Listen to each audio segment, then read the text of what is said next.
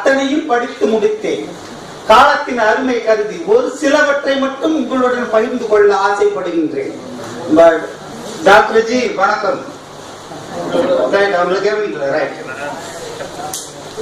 ஓடிய மனிதன் ஓய்வெடுக்கின்றான், கள்ளர்.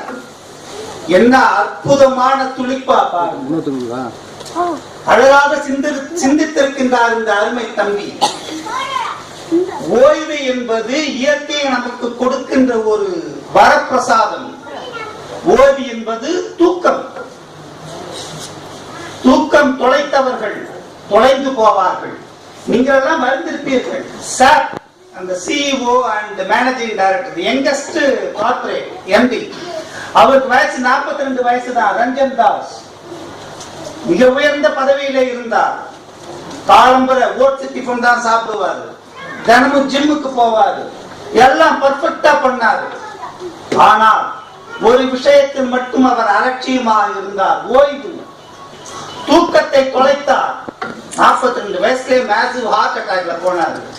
என்ன சொன்னாங்கன்னா ரிப்போர்ட்ல ஸ்லீப்லெஸ்னஸ் என்று எழுதினார்கள், தூக்கமின்மை, ஓய்வின்மை.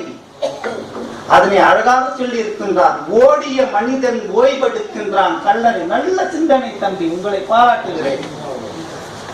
அடுத்து மிக தொலைவில் அண்டை வீடு, கிராமங்கள். அற்புதம். நான் கிராமத்தை சேர்ந்தவன். I am village person. எங்க வீட்டுல பாத்தீங்கன்னா கிராமத்துல நம்ம ஒரு தெருல 10 வீடு இருக்கும், அவ்வளவுதான். இந்த பக்கம் 10 வீடு, அந்த பக்கம் 10 வீடு, நீண்ட தெருவாக இருக்கும். கொள்ள 2ஆம் கட்டு 3ஆம் கட்டுன்னு. இப்போது எண்ணி பாருங்கள், அடுத்த வீடு என்பது நம் தலைக்கு மேலே இருக்கிறது. அபார்ட்மெண்ட் அடுத்த பக்கத்தில் இருப்பது தலைக்கு மேலே இருக்கிறது. நம்ம தலைக்கு மேல 10 வீடு இருக்குது. 4 வீட்டுக்கு அனுமதி வாங்கி 11 மாடி கட்டுறாங்க, அது தனி. மிக தொலைவில் அண்டை வீடு, கிராமங்கள். வளமான கற்பனை, பாராட்டுகின்றேன். பூமிக்கு சுவாச கோளாறு, வெட்டப்பட்ட மரம். அற்புதம். அழகாக சிந்தித்திருக்கின்றார்கள், பாராட்டுகின்றேன். கோடீஸ்வரன் பிச்சை எடுக்கின்றான், வாக்கு சேகரிப்பு. நச்சுன்னு சொல்லியிருக்காரு தம்பி. பணத்தை கொடுத்து ஓட்டு வாங்குறோம், அதை ஒரு ஃபார்முலாவே சொல்லிடுவாங்க. இவ்வளவு பணம் கொடுத்துருக்கா, இத்தனை விழுக்காக நாங்க ஜெயிச்சு காட்டுவோம். நல்லா சிந்திச்சிருக்காரு தம்பி. அடுத்து பாருங்க, விதை இல்லை, பூக்காத செடி, முதிர் கண்ணி. அழகாக சிந்தித்திருக்கின்றார்கள், ஆழமாக சிந்தித்திருக்கின்றார்கள். கவிஞன் என்பவர் கற்பனை கோட்டையிலே சஞ்சரிக்கின்றவன் அல்ல. சமுதாய அவலங்களை சுடுகின்ற வார்த்தைகளால் உரைக்க உரைக்க வேண்டும், உரைக்க உரைக்க வேண்டும். அதுதான் கவிஞனின் வேலை. விதை இல்லை, பூக்காத செடி, முதிர் கண்ணி. தம்பிக்கு சுமையாய், கேளிக்கு பொருளாய் எத்தனை நாட்கள் தான் இருப்பாள் ஒரு பெண்.